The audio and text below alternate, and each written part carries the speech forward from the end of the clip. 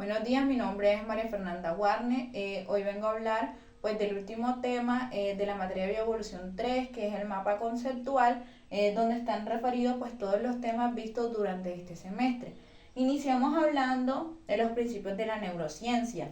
Bueno, como primero eh, vamos a hablar de las áreas. Bueno, el sistema nervioso tiene unas áreas especializadas en las conductas que se desarrollan, son especializadas. Segundo, sistémico, todo comportamiento tiene origen en un modelo sistémico. Tercero, neurona. Bueno, toda conducta humana tiene origen en la neurona. Cuarto, neurodesarrollo, que son los cambios físicos y biológicos que tiene el cerebro. Quinto, neuromaduración, que son las modificaciones o cambios de las redes. Sexto, comunicación neuronal. En este se desplazan los potenciales de acción por el neurodesarrollo y la neuromaduración. Continuamos hablando del desarrollo y la maduración. Ahí hablamos de unas etapas que son pues la etapa prenatal, que comienza de la fecundación y termina la etapa del nacimiento. La perinatal es el momento del nacimiento y la postnatal va desde el momento del nacimiento hasta el momento de la muerte. También hablamos de 4 etapas del neurodesarrollo, que son la fecundación, la gastrulación, vesicularización, y también pues hablamos de una que no se ve aquí en el mapa, pero es la organización o estructuración del sistema nervioso. Hablamos de la fecundación y decimos que el ADN se da por 23 cromosomas femeninos y 23 cromosomas masculinos. Cada uno de los cromosomas debe encontrar su par, ya que se alían 4 proteínas: guanina, adenina, citosina y adenina. Continuamos con la gastrulación, que es el proceso de formación de las 3 hojas embrionarias: ectodermo, mesodermo y endodermo.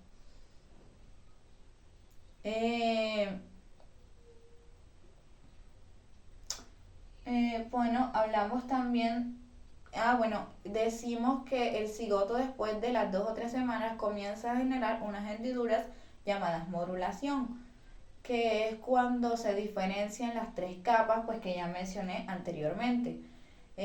Continuamos hablando de la vesicularización, que consiste en el proceso genético en el que la tercera y cuarta semana el tubo neural va a hacer 3 dilataciones o 3 vesículas. La primera es el prosencéfalo, la segunda es el mesencéfalo y la última es el romboencéfalo. Y pues de ahí ya sigue la médula espinal. En la última semana el tubo neural va a hacer las 2 últimas dilataciones. En el prosencéfalo se divide en 2, telencéfalo y diencéfalo, y el romboencéfalo se divide en 2, mesencéfalo y mielencéfalo.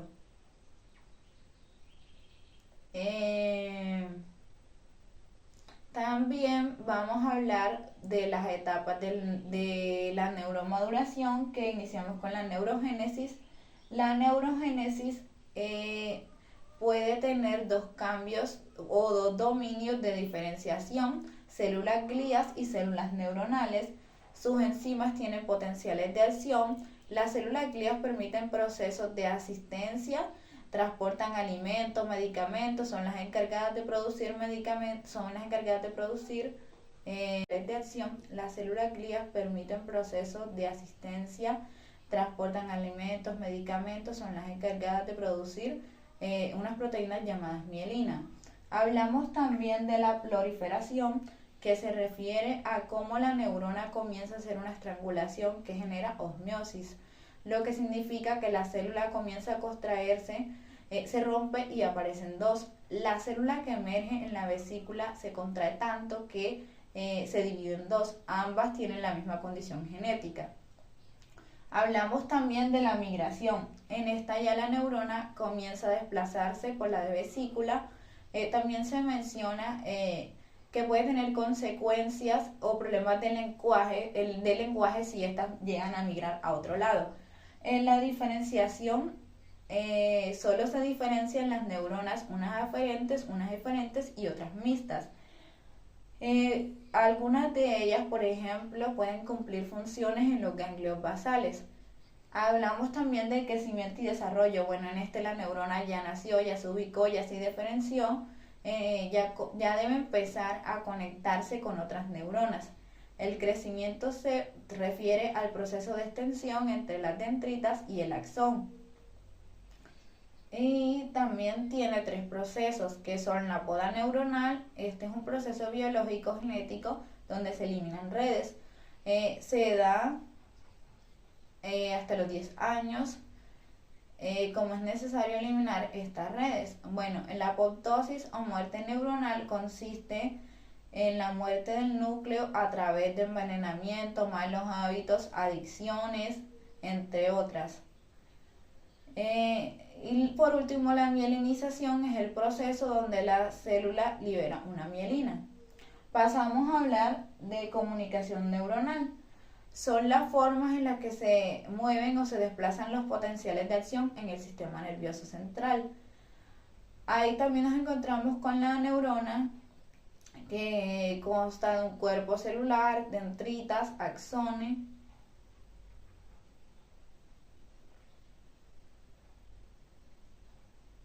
Hablamos también de un modelo sináptico, que es la única manera en la que las neuronas tienen contacto físico y químico con los neurotransmisores.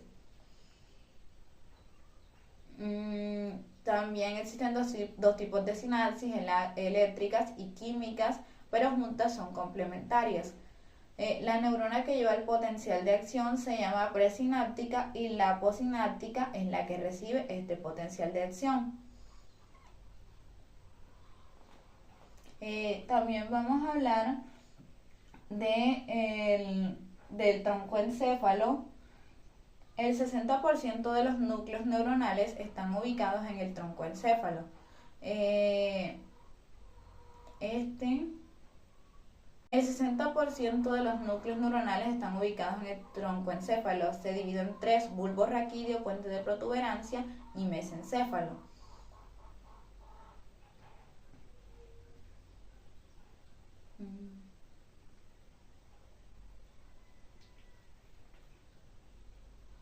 Los pares craneales. Tenemos 5 pares sensitivos, que son el olfativo, que conduce impulsos olfatorios de la nariz hacia el sistema nervioso central; el óptico, que es el encargado de mandar la información visual hasta el cerebro.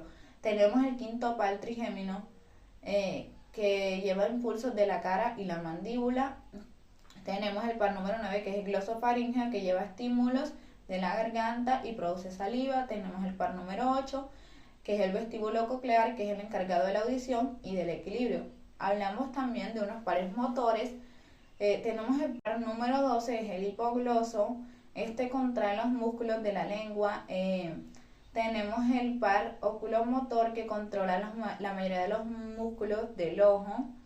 Tenemos el toclear, que es el del movimiento de arriba y de afuera. Tenemos el abducen, que estira y contrae. Y tenemos el número 7, que es el facial, controla los músculos de la parte facial. Y por último hablamos del mixto. Ahí podemos hablar del par número 10, que tiene por nombre vago o neumogástrico. Pasamos a hablar del diencéfalo. Hablamos del diencéfalo por acá, que se divide en el tálamo, hipotálamo, hipófisis y el epitálamo. Se dice que tenemos un tálamo izquierdo y un tálamo derecho. El tálamo no es solo un centro de carga energética, sino que también es un centro de distribución de potenciales de acción. El tálamo tiene 4 núcleos: el núcleo anterior, el núcleo medial, el núcleo lateral y el núcleo intralaminal. Y pues también se habla de unos núcleos externos. El núcleo anterior manda información al hipotálamo, hipófisis y ventral. El núcleo medial manda información a la corteza prefrontal. El núcleo lateral manda información a la corteza occipital. Y el intralaminal lleva información del cerebelo y es el del equilibrio. Y la información que llega al tálamo También pasamos a hablar de la memoria, que es la capacidad psicológica de codificar estímulos sensoriales, procesos visuales y táctiles. La memoria lleva tres habilidades que son codificar, almacenar y evocar. También al hablar de memoria hablamos de la amnesia anterógrada, que es la imposibilidad de crear memoria de corto plazo, es decir, la imposibilidad de recordar cosas nuevas. Hablamos también de la amnesia retrógrada, que se puede perder por un trauma craneoencefálico o son daños causados por infecciones virales, y es la incapacidad de recordar los eventos ocurridos pues antes de esta lesión.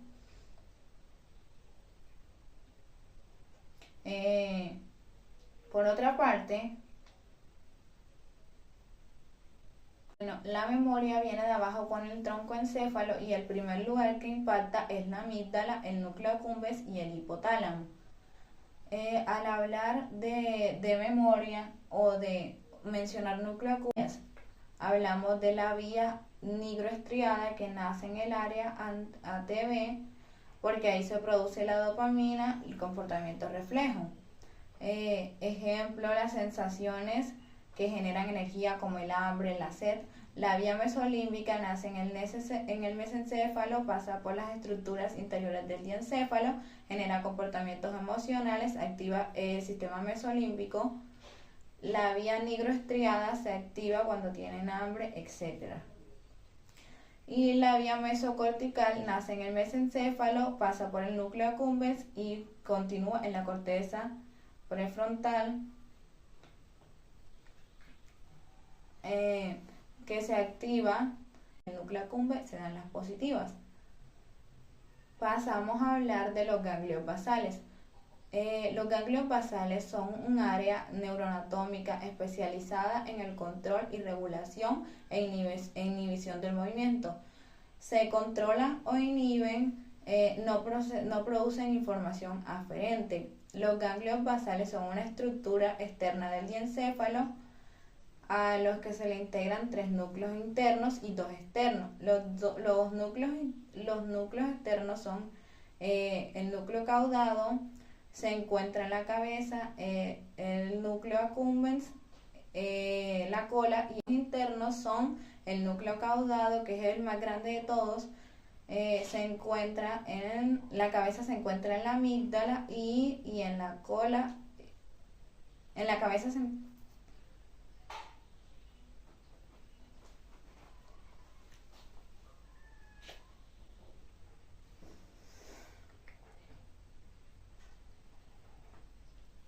el núcleo caudado, que es el más grande, se encuentra la cabeza en el núcleo accumbens y la cola en la amígdala, tiene forma de renacuajo. El globo pálido y el globo pálido externo y el globo pálido interno, el putamen, en la cara anterior del diencéfalo. Encontramos los núcleos internos de los ganglios basales, que son el subtalámico, primo del tálamo, del hipotálamo y de la hipófisis, y encontramos la sustancia nigra en el área tegmental ventral del diencéfalo. Por otro lado, el putamen y la sustancia nigra son productores de dopamina, porque existen células dopaminérgicas para generar o segregar dopamina.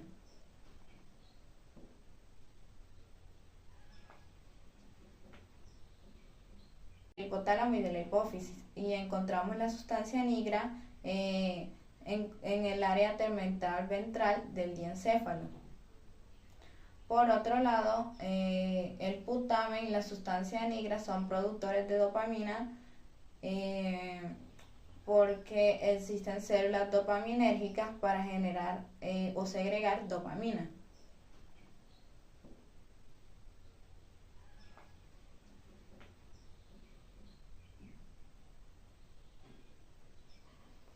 Hablamos también del lóbulo frontal, que este está dividido en dos áreas, motora y corteza prefrontal.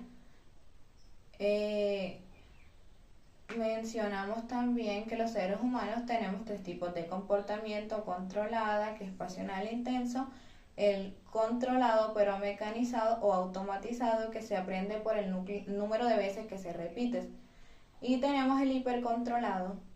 Eh, También hablamos de tres vías. Hablamos de la vía directa, que hay tálamo, putamen, sustancia nigra. Eh, es muy intensa y emocional. Hablamos de la vía indirecta, que está el tálamo, el globo pálido externo y el interno, porque ya aparece en la regulación de la conducta con GABA. En la hiperdirecta no hay. Y tenemos el hipercontrolado. Eh, También hablamos de tres vías. Hablamos de la vía directa, que hay tálamo, putamen, sustancia nigra. Eh, es muy intensa y emocional. Hablamos de la vía indirecta, que está el tálamo, el globo pálido externo y el interno, porque ya aparece en la regulación de la conducta con GABA. En la hiperdirecta no hay putamen.